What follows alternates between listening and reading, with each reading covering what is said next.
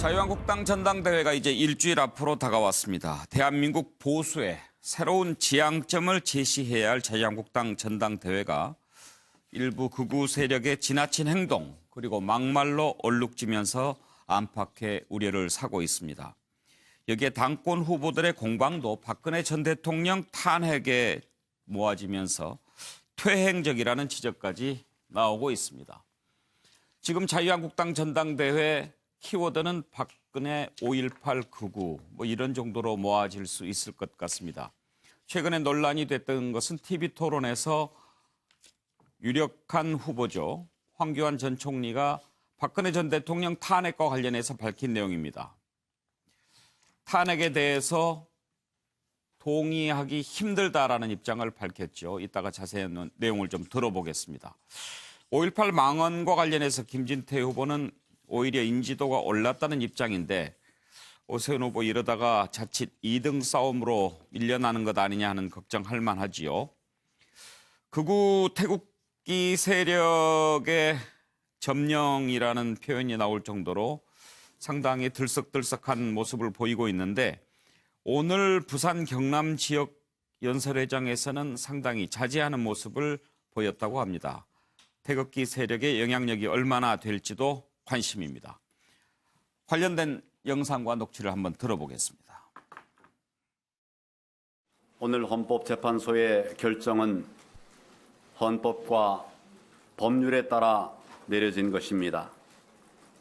대한민국은 법치주의를 근간으로 하는 자유민주국가입니다. 우리 모두가 헌법재판소의 결정을 존중해야 하겠습니다. 박근혜 대통령 돈 한 푼 받은 거 입증되지 않았습니다. 그런 상태에서 과연 탄핵이 타당한 것인가 하는 일부분에 관해서는 저는 동의할 수가 없다는 말씀을 드립니다.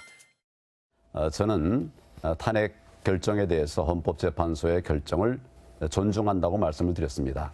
다만 그 탄핵 절차상의 문제가 있다. 예, 황교안 후보가 박근혜 전 대통령 탄핵과 관련해서 입장을 밝힌 내용을 차례로 들어봤는데요. 정웅갑 의원, 네. 그제 발언에서는 세모가 있었으면 내가 세모를 들으려고 했다. 그런데 세모가 없어서 X표를 들었다. 네. 지금 그런 입장이죠. 정치적으로 이제 계산된 발언이라고 이해가 됩니다. 그러니까 당내의 그 지지자들을 위해서 그 탄핵 문제가 불거지면서 이 부분에 대해서 X를 들었는데 예. 나중에 다시 또 문제가 되니까 황 전 총리 입장에서는 본인은 그 헌법 질서에 대해서는 존중한다. 다만 절차적인 문제점을 지적한 것이다라고 해명을 했습니다. 근데 앞서 화면에서도 나왔습니다만 당시 대통령 권한 대행 때 헌법적 질서에 대해서 존중한다는 입장을 내놨거든요. 예. 그러니까 이게 상당히 꼬이면서 황 전 총리 입장에서는 지금 뭐 탄핵 관련 문제에서는 진퇴양난에 빠진 것이고 또 더 크게 보면 이제 정치적으로는 어쨌든 간에 황 전 총리는 지금 정치 입문한 것이 뭐 당대표 되고 내년 총선 승리를 하고 향후에 큰 어떤 뭐 대선까지 염두에 두는 움직임으로 이해가 됩니다. 예. 근데 당장의 내년 총선의 경우에 그렇다면 그 탄핵 총리라는 이 꼬리표가 있는데 이 프레임의 가치는 그런 지금 우를 범한 것이 아닌가. 그 개인적으로도 그렇고 당으로서도 그렇고 그 답변에 대해서 상당히 좀 아쉽고 적절치 않은 그런 지적이 뒤따를 수밖에 없는 상황으로 내몰리고 있는 것이죠. 그러니까 이 문제는 뭐 일각의 언론에서 판도라 상대라고 얘기했습니다만 저도 유심히 과연 황 전 총리가 이 박근혜 전 대통령 탄핵에 대해서 어떤 입장을 견지할 것이냐 이게 최대 관심사였는데 이번에 얘기 과정에서 이것도 아니고 저것도 아니면서 있는 형태로 이제 스텝이 꼬이면서 상당히 곤혹스러운 상황에 빠져드는 그런 형국입니다. 스텝이 꼬였다 하는 표현이 참 적절한 것 같습니다. 그런데 정기남 교수, 이제 황교안 전 총리 입장에서는 저 부분 어차피 명확히 하고 가기는 가야 하는데 요즘 워낙 전당대회에서 극우 세력 태극기 부대가 또 좀 들썩들썩하니까 신경 쓰였을 거예요. 그렇습니다. 뭐 1차적으로는 태극기 부대의 논리를 그대로 복사했다. 저는 이렇게 볼 수 있다고 보여져요. 그러나 이제 그것이 이를테면 1차적으로 태극기 부대의 논리에 흡수된 측면도 있지만 또 한편으로서는요. 지금 전당대회가 여러 또 전문가들의 분석에 따르면 1강 2중 구도로 가는 거 아니냐 이런데 황교안 후보 입장에서는 당선 가능성보다도 뭔가 좀 압도적 당선을 위해서는 뭔가 이 극우 이른바 태극기 부대까지도 포괄하는 예. 거기에 뭔가 정치적 메시지를 던졌어야 된다. 이른바 배방 논란을 딛고 가겠다. 아마 이런 전술적인 고려도 있는 것 같아요. 그렇죠. 또 배방 논란에 휩싸였었죠. 그렇죠. 그런 부분들을 좀 뛰어넘겠다 이런 의도를 가진 것 같은데 그러나 궁극적으로 이건 뭐 우리 속담에도 그런 말이 있으면 빈대자루에다 초가 삼간 태우는 격이 될 수도 있다. 예. 자, 당권 잡으려다가 결국은 탄핵을 부정해버리는 그런 우를 범하게 되는 거다. 그 다른 말로 하면 뭐냐면요. 그동안 황교안 전 총리가 출마하냐 마냐를 가지고 논쟁이 벌어졌을 때 자칫 전당대회가 이를테면 국정농단의 어떤 그 뭐 공범 여부 또는 뭐 탄핵 총리를 그 꼬리표를 확인시켜줄 우려가 있다. 예. 근데 스스로 그 부분을 자인한 셈이 돼버렸다. 그런 면에서는 저는 앞서 말씀도 있었습니다만 이게 뭐 당권을 잡는 것도 중요하지만 우리나라 보수 세력을 대표하는 정치 지도자로서 좀 뭔가 확장성 있게 나아가줘야 되는데 그런 면에서는 심각한 어떻게 보면은 그 자기 부정을 하게 된 셈이고 결국은 결과적으로는 국민을 배반한 셈이 됐다. 예. 그런 판단입니다. 최수영 교수 계실 때는 속담 조심해서 쓰셔야 됩니다. 속담 전문가 나와 계신데 잘못하면 공자 앞에서 문자 쓰고 포크레인 앞에서 삽질하는 경우. 그렇지는 않습니다. 최수영 교수 그 속담은 적절했습니까? 적절했다고 보입니다. 감사합니다. 최 교수께서는 황교안 후보의 발언 좀 오락가락했다고 보십니까? 어떻게 보십니까? 저는 집토끼, 산토끼 다 필요해요라고 썼습니다. 아, 예. 황교안 후보가 이 지점에서 아마 많은 고민을 했던 것 같아요. 그러니까 당의 당권을 잡게 되면은 내가 이제 당권을 가진 사람으로서 이제 당을 대중정당으로 가져가야 하니까 그런 점에서는 탄핵 결정을 존중해야 되고 그러나 절차에는 문제가 있다는 이 발언은 강경보수 세력의 실제 전대에 끼치는 영향을 고려하지 않을 수 없었다는 예. 거죠. 사실 2017년 7월 전대에 입당 4개월 차였던 유여해 전 최고위원이 2등으로 당선되는 기염을 토합니다. 예. 이것이 바로 이제 그 강경 보수 세력의 힘이라고 저는 생각을 하니까 그렇죠. 이런 전대에서 꼭 필요한 득표수, 그다음에 말하자면은 본인이 당권을 잡기 위해서 가급적 득표수를 많이 늘려놔야 본인이 어떤 나중에 확장성 있는 리더십도 또 펼칠 수 있으니까 그런 두 가지를 다 고려하는 측면에서 이 말을 고심 끝에 꺼내지 않았느냐. 그러니까 집토끼와 산토끼가 다 필요했던 예. 황 후보의 어떤 아주 고민이 스며든 지점인데 과연 이것이 어떻게 당원들에게 평가받을지는 좀 지켜봐야 하겠습니다. 예. 황교안 후보가 세모가 있었으면 세모를 들으려고 했다라고 말한 부분이 있죠. 혹시 그 부분 좀 들어볼 수 있습니까? 박근혜 전 대통령님에 대한 탄핵이 부당하다고 생각하십니까? 탄핵 결정 자체는 헌법재판소에서 결정을 한 것이기 때문에 존중해야 된다고 생각을 합니다. 다만 전에도 제가 말씀드렸다시피 그 과정에서 절차적인 정당성이 확보되지 않은, 바꿔 말하면 법원에서 재판 중인데 탄핵 결정이 돼버렸습니다. 이 부분에 관해서는 네. 부족한 부분이 많다 이렇게 생각을 합니다. 대행을 하실 때에 탄핵에 절차적인 문제가 있었다고 생각을 하셨다는 뜻입니다. 그러면 그때 그걸 문제를 제기를 하셨어야 되는 거 아닙니까? 왜 이제 와서 2년이나 시간이 흐른 다음에 이제 와서 절차적인 문제가 있었다는 말씀을 이제 와서 처음으로 하십니까? 헌법재판소의 탄핵 결정은 존중한다. 그러나 절차적인 문제가 있다. OX 문제로 탄핵에 대해서 어떻게 생각하는지 물었어요. 그래서 제가 적정한가? 사실은 이렇게 해서는 안 되겠다 해서 세모로 하려고 했습니다. 그런데 선택지가 없는 거예요. 그래서 제가 X를 썼습니다만은. 예, 우리 패널들께도 이 OX 이 표시를 드리는데 우리 패널들께서는 OX가 아니고 세모면은 이렇게 중간을 이렇게 세우기도 하고 그렇게 하던데 아직 황교안 후보는 그것까지는 몰랐던 모양입니다. 김성한 평론가, 네. 황교안 후보 발언 어떻게 생각하십니까? 저는 네모를 들고 싶은데 네모가 없어가지고요. 네모를 이렇게 그려놨습니다. 예. 황교안 전 총리가 지금 말한 발언 내용을 보면요. 전형적인 논점 흐리기입니다. 그러니까 박근혜 전 대통령이 탄핵을 받은 사유가 뭡니까? 파면된 사유가 뭐죠? 저도 사실은 다시 기억이 가물가물해져가지고 헌재 결정문을 다시 읽어봤어요. 예. 그 헌재 결정문에 큰 요지는 두 가지입니다. 제가 쭉 그냥 말씀드리면 최순실의 국정 개입을 철저히 숨겼고 의혹 제기될 때마다 부인하면서 오히려 의혹 제기를 비난했다. 이게 큰 한 덩어리가 있고요. 또 하나는 대국민 담화에서 진상규명에 최대한 협조하겠다고 했으나 검찰과 특검 조사에 응하지 않았다. 그리고 일련의 언행을 보면 법 위배 행위가 반복되지 않도록 할 헌법 수호 의지가 드러나지 않는다. 그래서 당시에 많은 분들이 기억하시겠지만 탄핵 사유는 헌법 수호 의지가 없다고 결론을 내렸던 겁니다. 예. 박근혜 전 대통령이 돈을 몇 푼 받았느냐 안 받았느냐는 지금 헌재 결정문 요지에 들어가 있지 않는 내용이에요. 그러니까 일부 최순실이 돈을 받고 안 받고 이런 거는 형사법적으로 그게 책임이 있느냐 없느냐의 문제를 다툴 수 있겠지만 이거는 중요한 문제가 아니다. 예. 그러니까 전형적으로 논점을 흐려서 지금 지지자라든가 앞으로 정치 생활을 하는 데 있어서 뭔가 곤란한 것은 다 미꾸라지처럼 피해가겠다고 하는 전략적인 어떤 발언이 이번에 드러난 것이다 이렇게 생각합니다. 그래요. 그때 헌법재판소 전원 일치로 그렇게 탄핵 인용이 됐었는데 서정욱 변호사 의견이 매우 궁금합니다. 저는 이게 그 황교안 총리 그 답변 있잖아요. 예. 거기에 대해서 이제 99%가 아니고 100%, 100% 이제 동의합니다. 예. 어제 그 발언 핵심이 뭡니까? 헌재의 결정은 승복한다. 그러나 이제 절차적인 문제가 있다. 이거 아닙니까? 예. 근데 이게 옛날에 대통령 권한대행 발언하고 모순이 안 돼요. 옛날에 대통령 권한대행일 때 발언은 승복해야 된다. 앞부분만 말한 거예요. 따라서 이게 모순되는 발언한 것처럼 비판하는 건 말이 안 되고요. 예. 그다음에 이거 오세훈 후보 있죠. 이분이 이게 그때는 왜 한마디 절차자 지적 안 하다가 갑자기 하느냐 이렇게 공격했잖아요. 근데 그거는 제가 적어놓은 것처럼 공인으로서 발언하고요. 개인 소신에게 다를 수 있는 거예요. 그때 대통령 권한대행은 공인 중에 공인이죠. 근데 이런 분이 절차자가 있다.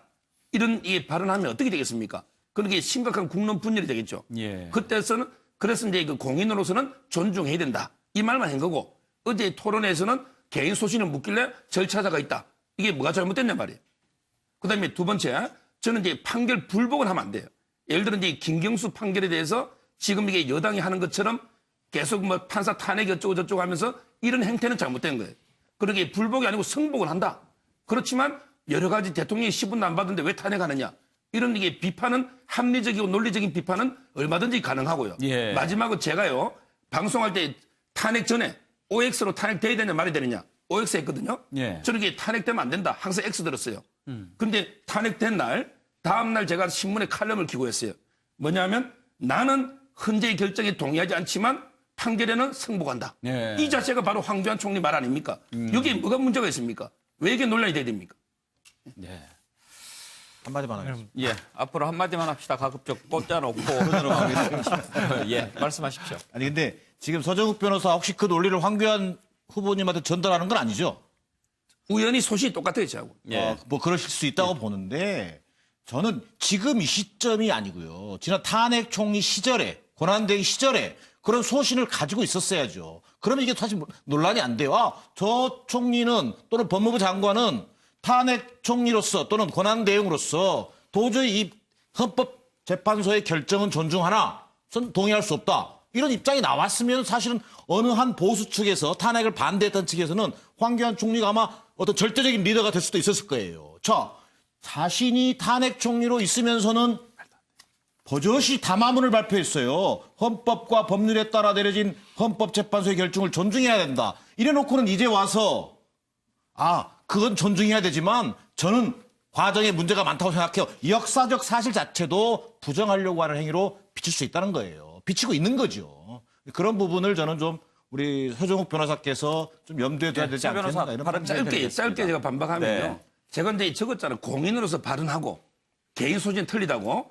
근데 그때 대통령 권한 대행으로서 발언하면서 승복밖에 발언할 수가 없잖아요.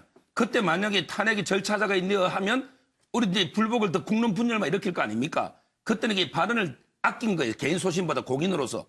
근데 이번에 질문은 개인 소신을 묻기 때문에 저는 한 거기 때문에 모순되지 않는다 보는 거예요. 김성환 평론가 네, 한마디. 저는 서정욱 해주셨나요? 변호사한테 질문 하나 하고 싶어서요. 네. 법원에서 재판 중에 헌법재판소 탄핵 심판이 이루어지는 게 절차적으로 문제가 있는 건가요? 하면 안 되는 건가요? 절차적으로요. 네. 반드시 이게 판결 형사재판 끝나고 나서 탄핵해야 되는 거 아닌 거는 그 말은 맞아요. 근데 지금 그게 잘못됐다고 얘기하는 거 그렇지만 아니에요? 국회에서 탄핵할 때 신문기사 몇 개 가지고 졸속으로 이게 명백한 증거도 없이 탄핵을 해가지고 결국에 K재단, 미르재단 가지고 사익 추구했다 했는데 K재단, 미르재단이 뇌물 부분은 전부 이게 무죄가 나버리지 않습니까? 제 말에 이게 반드시 선우가 형사재판이 3심까지 끝나야 탄핵할 수 있는 건 아닌 건 맞아요. 그렇지만 너무 졸속으로 증거에 없이 한 거 아니냐 이런 제 개인 소신이에요. 그러니까 예, 제가 지금 물어본 요지가 그건데, 그러니까 형사재판이 끝나야, 법원 재판이 끝나야 헌법재판소에서 탄핵 심판이 이루어지는 건 아니잖아요. 그건 그렇죠? 그러니까 절차적으로 잘못됐다고 말하는 분은 그 말이 잘못된 거죠. 아니, 맞잖아요. 황교안 총리의 뜻은 그게 아니고 제 말에 뭔가 증거나 근거가 다 어느 정도 재판을 통해서 드러났을 때 해야 되는데 너무 이게 빨리 졸속한 게 아니냐 이런 네. 그리고 취지입니다. 또 하나 잠깐만요. 얘기하면은 언론 보도를 가지고 아니, 지금 김상훈 탄핵했다고 변호사 잠깐만 주장하는데 보세요. 헌법재판소 결정문 유지에 그 내용이 들어가 있어요. 예. 그거 지금 아니라고. 말이죠. 이 뉴스와이드가 2년 전으로 돌아간 것 같아요.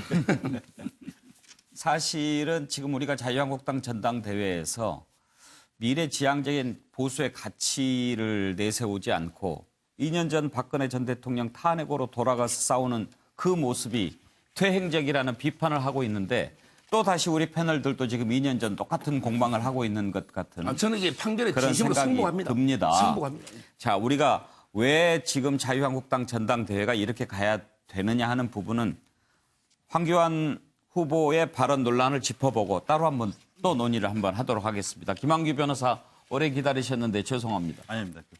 그 황교안 그 후보 같은 경우에는 그 검찰 고위직 지내셨고 이제 법무부 장관까지 지내신 분입니다. 사실 법률가죠. 법률가 중에서도 아주 뭐 굉장히 높게 올라가신 분이라 황교안 전 총리의 진심은 그렇게 추측이 됩니다. 이 헌재 헌법재판소 탄핵 결정에 대해서 그리고 본인이 존중한다고 그랬는데 그것도 진심이라는 생각이 들고요. 지금 절차적 뭐 정당성이 확보되지 않았다 좀 비판을 하지만은 그것은 진심이 아니고 그 발언을 듣는 순간 저는 황교안 전 총리도 이제는 그 정치인이 되었고 이제 굉장히 큰 꿈을 가지고 있다 이런 생각을 들었습니다.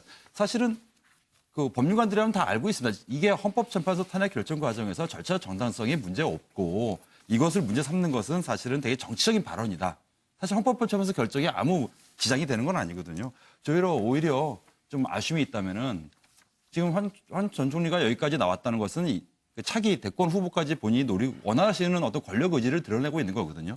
이쯤 됐으면 사실은 2년 후, 3년 후에 대선 토론 TV에서 이 문제가 또다시 언급될 겁니다. 그럼 그때 가서도 또다시 이제 세모표를 달라. 본인은 이렇게 말씀하실 건가. 그 점에 대해서는 그러긴 굉장히 어려울 거라고 생각이 들거든요. 그래서 사실은 사실 이 당내 좀 선거 때문에 좀 포지션이 굉장히 애매한 지금 스탠스를 보이고 계신데 예. 그 먼 큰 빅피처를 그리고 계신다면은 여기서 본인이 2, 3년 후에 발언할 것을 한번 정리하는 기회로 탄핵 결정 다 존중하고 새로운 보수 가치를 내세우겠다. 그것이 우리의 법치주의 준수다. 뭐 이런 식으로 발언하는 게 좋지 않을까 봅니다. 예. 그런데 정은갑 의원, 네. 아까 소탐 대실이라고 표현하셨는데 황교안 후보가 내세운 세모가 집토끼, 산토끼 다 잡을 수 있을지 두 개 다 놓칠지 그것도 참 지켜봐야 될 것 같습니다. 그렇죠. 그러니까 과연 사실은 정치인이라면 소신을 보거든요. 그러니까 A든 B든 간에 정치에서 세모라는 것은 찾기가 어렵죠. 그러니까 가장 또 경계하는 거죠. 회색지대. 이런 거친 표현을 회색 분자라는 표현들을 하지 않습니까? 이거냐 저거냐에 대한 선택을 하는 건 정치인이 또 굉장히 어려운 숙제이기도 한데 어쨌든 그 가장 뜨거운 박근혜 전 대통령 탄핵 문제에 대해서 지금 애매한 입장을 견지를 해서 예. 앞서 말씀드렸듯이 그러니까 총선을 임할 때 과연 어떻게 할 것인지 그리고 대선에 만약에 간다면 그때는 어떤 입장을 견지할 것인지 그리고 지금 그 한국당은 어쨌든 간에 지금 지난 대선에서의 패배 그다음에 지방선거에서의 패배에 의해 새로운 가치 또 외연 확장에 대한 요구를 굉장히 부여받고 있는 상황인데 과연 거기에 적합한 움직임을 펼치고 있느냐 이것이 저는 굉장히 중요한 지점이라고 생각합니다. 예. 그런데 최수영 교수, 네. 최수영 교수도 사실 이제 보수 측 인사로 분류할 수 있지 않습니까? 네. 자유한국당이 대한민국 제1야당이고 또 대한민국 보수를 지키는 정당인데 지금 너무 이 전당대회가 2년 전 박근혜 전 대통령 탄핵으로 이렇게 자꾸 몰리는 것 같은 인상이 든단 말이에요. 네. 좀 안타깝지 않습니까? 사실이죠. 그러니까 지금 이제 저희 아까 말씀하신 것처럼 전대라는 이 행사가 새로운 어떤 보수의 기둥과 가치를 세우고 그 지점을 국민에게 설득하면서 대중정당으로서 인정을 받고 그 대중정당이 국민의 공감대와 사랑을 받으면서 집권정당으로 가는 과정에 천착해야 하는 이 시점에서 이게 정말 퇴행적 우경화의 모습을 보이는 것은 저는 지금 이것이 이제 옳다 그르다에 사실 지금 이것을 논박할 지금 처지는 아니라고 생각을 합니다. 그런데 왜 이렇게 가냐고 좀 보면은 이 당이 어떤 외연 확장보다는 열렬한 소수에 대한 눈치 보기가 너무 급급한 게 아니냐. 그러니까 소수의 목소리에 너무 그러니까 소수를 존중하는 건 좋아도 소수의 목소리에 당이 합리성을 잃고 휘둘리는 점은 이것은 그 정말 대중정당이 가진 특히나 국민적 정서와 일치되는 그 것을 가야 하는 게 공당이거든요. 그런데 그런 점에 대해서는 대단히 안타깝다는 제가 생각이 들고 지금 벌써 전대가 끝나가는데 국민들 뇌리에 자유한국당의 이미지로 각인된 것이 지금 과거라는 거죠. 미래가 아니라는 거죠. 그 점이 매우 안타깝습니다. 정기남 교수 이렇게 보수마저 걱정하는 전당대회를 지금 자유한국당이 하고 있습니다. 네. 합리적 보수라 할까요? 또 개혁적 보수를 지향하는 분들 입장에서는 저게 한국당의 전체의 모습이 돼서는 안 된다. 이런 우려들이 지금 굉장히 팽배해진 것 같아요. 사실 보수가 건강해야. 그렇습니다. 예. 뭐 우리가 새도 좌우의 날개로 나눈다라고 그럼요. 하듯이 예. 그 보수가 제대로 된 역할을 해줘야 또 어떻게 보면 정당 정치가 이제 꽃을 피울 수 있을 텐데 저는 그런 측면에서 지금 현재 당내 리더십, 당의 지도부의 위치에 있는 분들의 역할이 대단히 중요하다고 보는 겁니다. 그 뭔가 좀 중심을 잡아줘야 된다는 거죠. 자, 이게 저는 그런 의미에서는 이 김병준 비대위가 과연 지난 8개월 동안 인적 청산, 뭐 박근혜 탄핵 문제, 박근혜 전 대통령 탄핵 문제라든지 사면 문제, 새로운 보수의 가치 문제 그 어떤 것도 사실은 해놓지 않고 전당대회로 미룬 이른바 미봉책의 결과가 어찌 보면 예고된 참사일 수도 있겠다. 저는 이런 판단입니다. 김성환 평론가 제가 오늘 그 우리나라 주요 일간지를 쭉 훑어봤거든요. 근데 이제 보수 언론들도 전부 다 자유한국당 전당대회 걱정들을 많이 하더라고요. 그러니까 지금 뭐 다 비슷한 생각이신 것 같습니다. 자유한국당이 사실은 제1야당 아닙니까? 그리고 또 역사 뿌리를 갖고 있는 전통을 갖고 있는 정당입니다. 대한민국의 보수를 대표하는 정당이라고 자처하고 있기도 하고요. 그런데 그랬던 정당이 지금 보여주는 국민들한테의 모습은 이게 비유가 적절할지는 모르겠지만 일종의 그 사이비 뭔가 집단 같은 느낌을 받는단 말이에요. 이게 좀 과격한 표현일 수도 있겠지만 예를 들면 그런 거예요. 아, 저쪽에 이제 광신도가 있다고 하면은 제대로 된 종교를 믿는 사람들이 그 사람들 근처에 안 가려고 하는 거예요. 이건 진짜 걱정해서 드리는 말씀이지만 그러니까 다른 사람들이 너무 지나치게 자기 주장만 하고 과격하게 자기 주장을 내놓으면요. 그 주변에 다른 사람들을 가기 꺼려합니다. 그러니까 그럼 지금 자유한국당이 뭐 25% 지금 뭐 나온다 이런 얘기도 뭐 여론조사 보면 대충 이 정도 나오는데 탄핵했을 때 탄핵 반대했던 그 지지율이 한 15에서 한 20% 사이로 왔다 갔다 했거든요. 도대체 자유한국당이 그동안의 확장성을 뭘 보여줬느냐. 여기서 뭘 발견했고 뭘 희망을 지금 국민들한테 가지려고 갖도록 지금 보여주고 있는가. 이런 부분에 대해서는 굉장히 회의적이고요. 그러니까 많은 사람들을 좀 포괄할 수 있는 정당으로 가기 위해서는 많은 사람들이 당으로 자연스럽게 끌어들어올 수 있도록 그렇게 만들어줘야 되지 않겠습니까? 예. 이제 일주일 남았는데 그 사이에 좀 기존의 키워드가 아닌 새로운 키워드가 나왔으면 하는 그런 바람을 가져봅니다.